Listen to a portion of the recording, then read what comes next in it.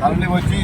సన్మాన కార్యక్రమాన్ని విజయవంతం చేసినందుకు ప్రతి గ్రామం నుంచి కూడా వచ్చిన ప్రతి కార్యకర్తకు నా యొక్క నమస్కారాలు తెలియజేసుకుంటూ ఇప్పటి నుంచి